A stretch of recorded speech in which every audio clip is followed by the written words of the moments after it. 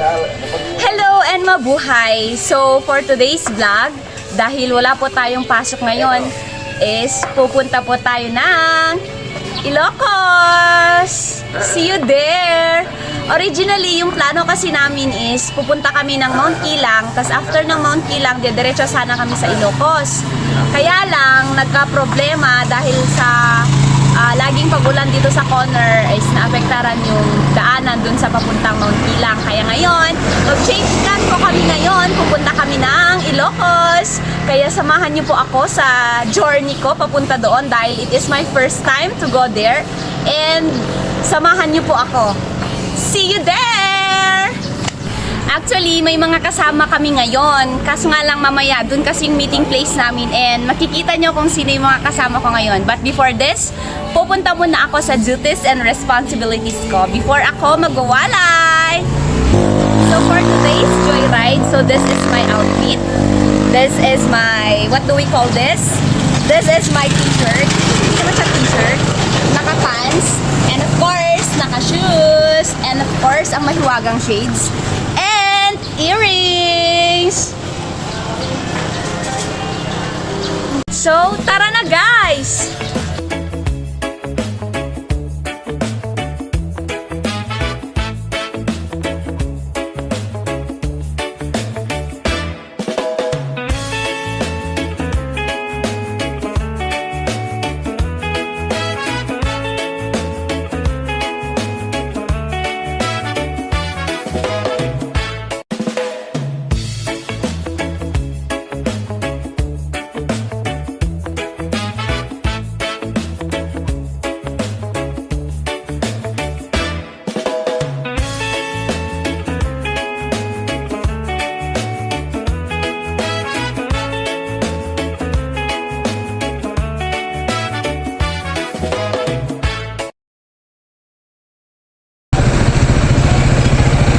Guys, nandito na po kami sa bayan ng Santos Mira.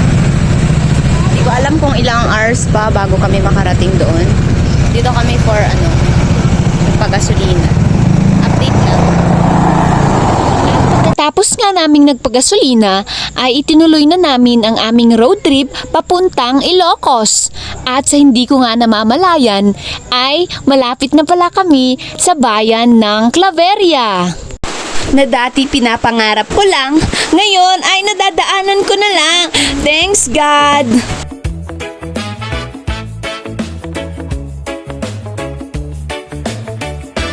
At sa mga bandang ito ay parang nararamdaman ko na malapit na nga kami sa Ilocos. And finally, nakikita ko na ang napakaganda at napakalawak na dagat.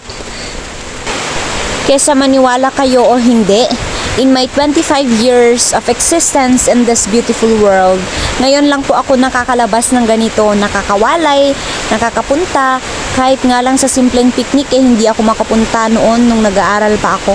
Kasi baka magagalit ang mga magulang ko. Kaya ngayon, medyo sinusulit ko na. Pinupuntahan ko na rin yung mga lugar na kung saan gusto kong puntahan na pinapangarap ko lang noon. Ngayon, napupuntahan ko na rin. And isa na nga tong Ilocos na pupuntahan namin ngayon. At sana mag-enjoy kami sa pupuntahan namin ito. At ma-enjoy namin itong road trip namin na ito na magkakasama. At ayan na nga, habang papalapit at papalapit na kami sa Ilocos, ay parang natatanaw ko na nga yung signage na Welcome to Ilocos Norte. So ayun na nga mga guys. So ayun na nga guys, nasa Ilocos Norte na kami. And sana mag-enjoy kami mamaya. And I will update you soon kung ano yung mga ganap namin doon. And see you later, alligator!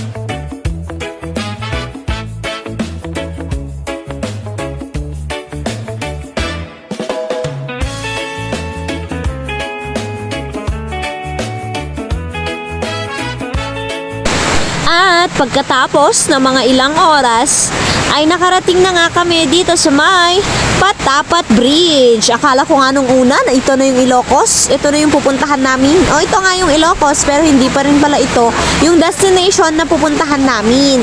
Part lang to ng Ilocos, which is tinatawag na Patapat Bridge. Kaya, mamaya pa yung talagang pupuntahan namin. Di ba? Ang lawak-lawak ng dagat.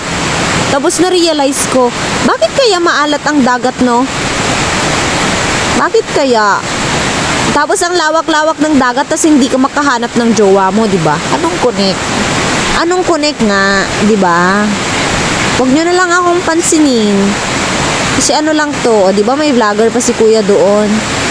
Nagvi-video. Gaya ko rin, nagvi-video. Kasi nga, once in a lifetime lang itong mga to, guys. Once in a blue moon. Kaya sulitin na natin. Just enjoy the moment. Seize the opportunity. Diba? Para kahit papano, may mga magandang nangyari sa buhay mo.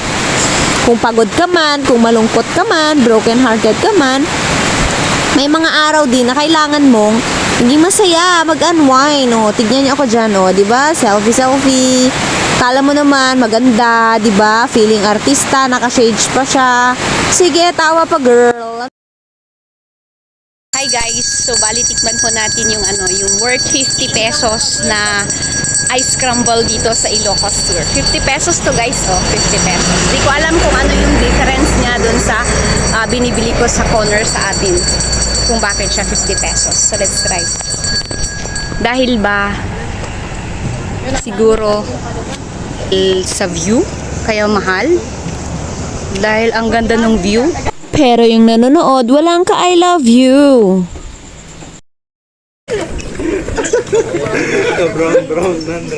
Hi guys, yan nga pa pala yung mga kasama ko guys. Trinay po namin yung worth 50 pesos na ice crumble dito sa may Ilocos.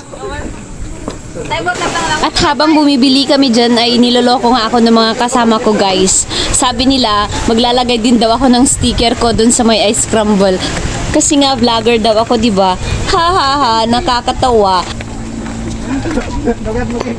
Thanks so much. Yan po mga artista dito guys, mga artista.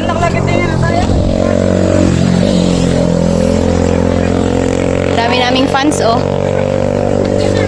Pagkatapos namin nagpahinga sa may Patapat Bridge at nagpicture-picture ay dumiretso na nga kami para hanapin ang binook naming online na cottage namin na sana ay hindi scam. Kaya itinuloy na namin ang journey namin papunta doon. Hi! Ang ganda naman ng panahon kasing ganda ko. Charis!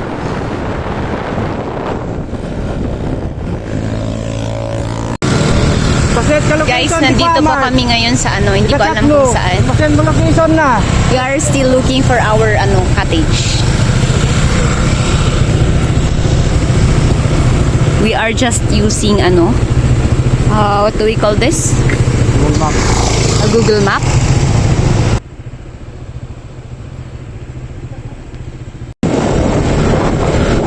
Parang nafe-feel ko na malapit na kami, guys.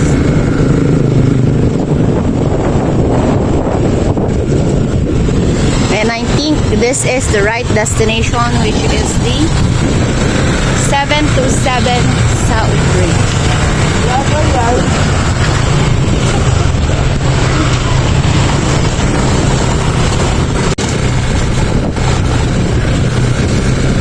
Nahanap na lang namin guys kung saan kami mag-stay.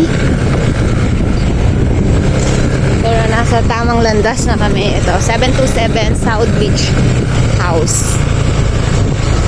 And I think and I believe this is the place. Hindi kami naligaw and di siya scam. Finally, we're here. Is this the place? Is this the place we used to love? Guys, we're here. We're here with them.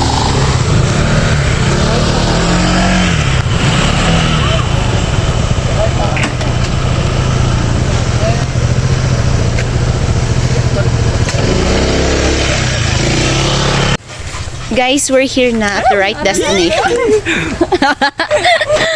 Salamat naman at nakarating kami ng safe. At hindi siya scam. And I'm so excited with our with the view, with everything, with the bed, and everything. Ta-da-da-da-da. Here. Oh my God! So, this is our, guys, kung saan kami mag-i-stay for 2 nights. Okay lang naman siya.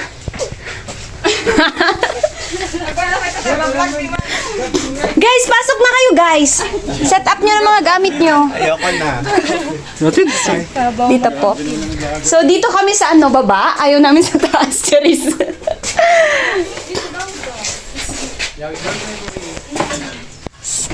Ano to? Ay, window. How about this one?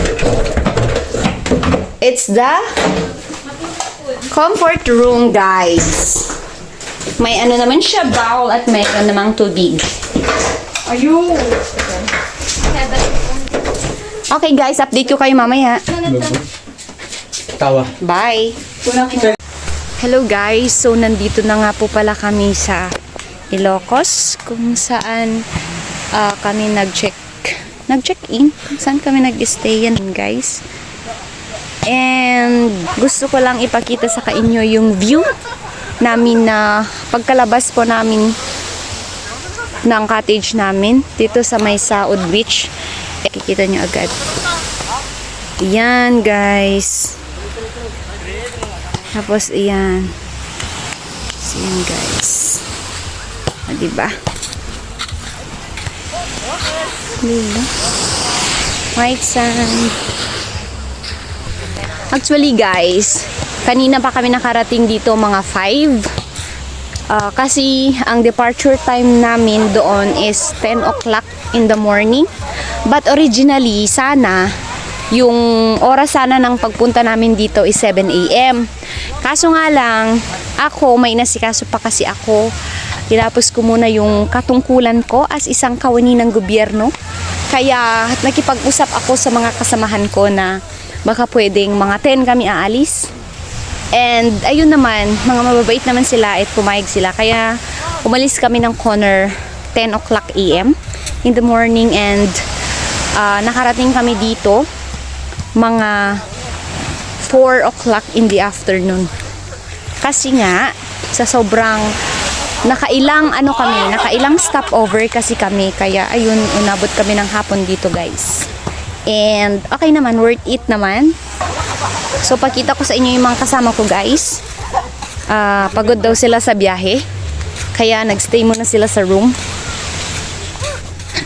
So ito yung papunta sa cottage namin, guys. So yung mga kasama ko, ito yung parang kusina nila, guys. Ayan.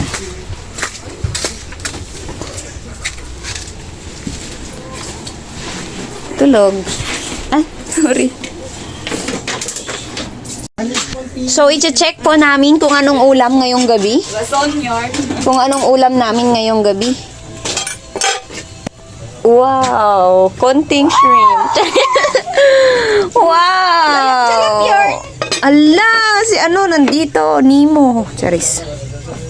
Ano garud di Tapos pa kanin. bahala dapat. Kanya-kanya, garud iman. Ang garud tikas to oh. Hi guys! With Ate Ganda. Hello! Water. Hi guys! Kain po tayo ngayon. Ito po yung ulam namin. Kanin, tapos shrimps, tapos eto, di ko alam kung ano to. Tawag dito, guys. Nag-imas na isip ko, butter chicken.